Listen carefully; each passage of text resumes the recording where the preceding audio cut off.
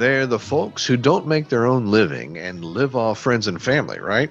Well, that might be one way of looking at it, but we're talking about your health here on today's episode of Natural Health Dialogue with naturopathic Dr. Randy Lee. We're kind of talking about not so much humans today. What are we talking about, Randy? I during this whole year, every month I'm doing some kind of a cleanse, and July is the month for my parasite cleanse.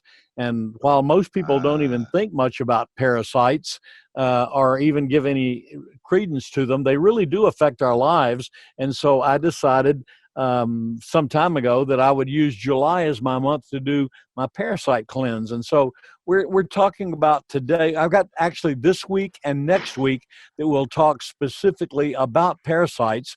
I couldn't get it all in one little 10-minute blog. So today is parasites, who gets them and how do they get them? And then we'll talk about what to do about them during our podcast next week. Okay, sounds good. But basically, who gets them? Well, unless you're able to live in some kind of a sterile environment, you're going to have parasites. We all have them. We carry them most of the time. They're things that are a part of our life, but generally they're in such small quantities within any given body that they don't really cause us a lot of trouble, and we just kind of ignore them, don't pay attention to them. By definition, what is a parasite? I got this straight out of the dictionary. Animals are plants which must live on another animal or plant to survive. So you say, well, all right. So I've got things that need plants or animals. In some respect, that makes me a parasite. I need plants and animals to survive. But the parasites are not getting their plants and animals the way we do from natural sources. They're getting them from you if you're carrying the parasites.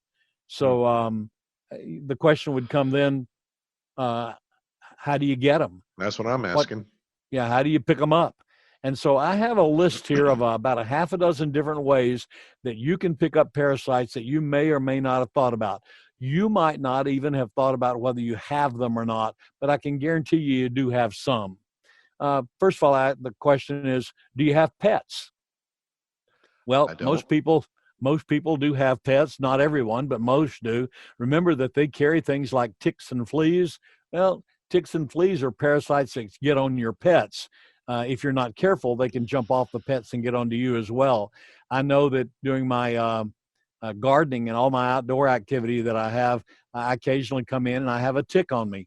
We pick them off immediately. They cause a little sore. We treat it. That's all fine. But I don't know if you've ever had a dog that got a tick that lived outdoors and you didn't find it for a while. And when you did find it, it was blown up like a raisin or something. They just keep sucking blood and blowing up. They could do the same thing on you if you were to leave them on you. Now, ticks and fleas are not parasites that we deal a whole lot with, because if we do get one, we can pick it right off. We can see it. But remember that the dogs and cats also pick up other parasites because of their diets. Most of us don't eat mice and birds and little squirrels and all manner of bugs and carrion, but cats do. I have barn cats. I love my cats because while I do have cats, I don't have mice and I don't have snakes. There you go. But I remember that some of the stuff that those cats eat cause them to have parasites. And dogs, it's gross, but we watch dogs running out in the yard and eating feces of their own or other pets that they're found out. Feces is one of the primary places that you're going to pick up parasites. Right. Parasites that are living in you, and you cast them off, usually cast off a bunch of eggs in the feces. And then when the dogs eat them, the eggs hatch inside of them. And the next thing you know, they're full of pets. Most of us tend to do some kind of a deworming of our pets at least once a year. Right. Well, that's what I'm talking about. When you're deworming, you're actually getting rid of parasites out of the animal's body that they can't get out of their bodies themselves. So it's a pet parasite cleanse. That one would be. Yeah. That's a good way to get rid of things like ringworms and things like that on us as well. Ringworms are a parasite that will cause a ring on your body, and they continue to Mm-hmm. grow, and they can get very, very infectious if you left them there long enough. So we treat them pretty quickly. That's the results of which the ringworm we can see pretty easily, so we know we need to take care of it.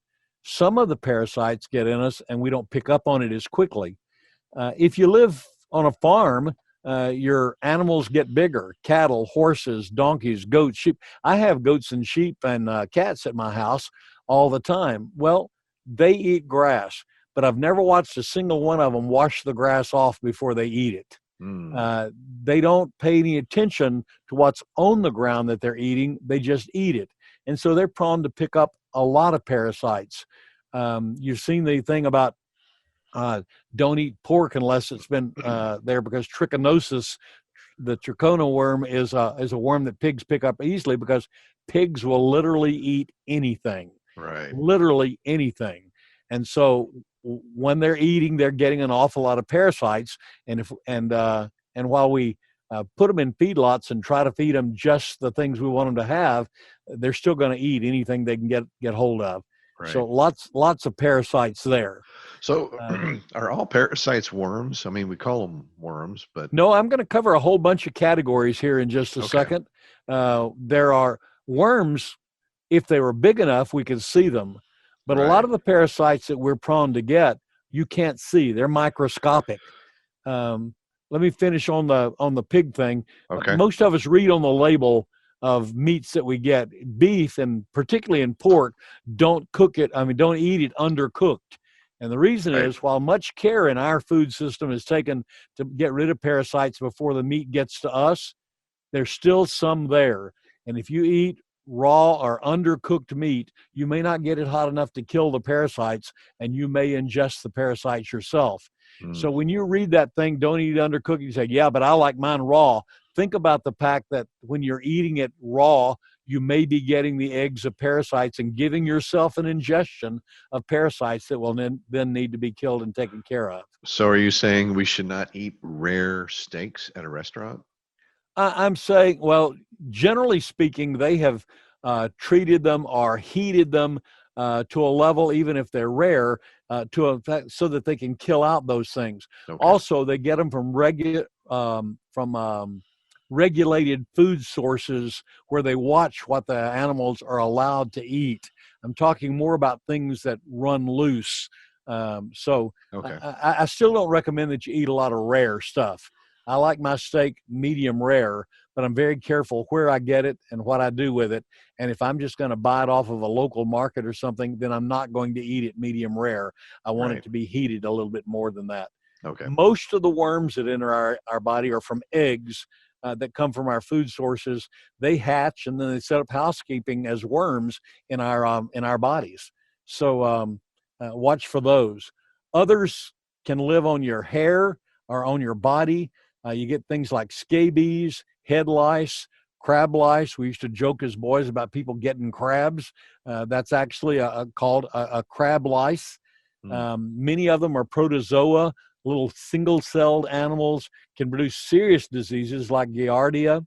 Those some very, very serious things that you can get from those. So uh, watch out when you're walking barefoot. You can pick up hookworms and pinworms and things like that from those. Mm. A list of the most common parasitic infections include giardia, hookworm infections, threadworm or pinworm infections, tapeworm infections. Tapeworms can actually grow in your body to the point where they're eating. The big problem with parasites is they get in your body and they live off of the food that you're trying to live off of. They get the nutrients, you get the waste, or they actually feed on some of your tissue. So Ugh. you don't want them in there. Here's where we'll go with the end of this. How can you lessen the attack of parasites? Stay clean. Wash with soap, preferably some with an antibiotic. Um, don't drink water from unprocessed or unfamiliar sources. Don't drink out of the Mhm. lake. Right. Cook your meats thoroughly. Wash your fruits and vegetables, and use proper sanitation. Right. Next week, we're going to talk about some of the supplements that you can use to help get rid of those. But stay aware of the fact that parasites are common. They're always looking for a host, and their survival depends on finding a host for them or they die. So they're very active in trying to find a place, and you can become that host if you're not careful. Right. So parasites, who gets them? We all do. How do you get them? I've given you a myriad of sources. Be aware of parasites and look at maybe an annual cleanse. All right. So next week, we're going to learn what to do about all of this. So stay tuned for that. And until then, we hope you all are blessed with good health, and we'll see you next time.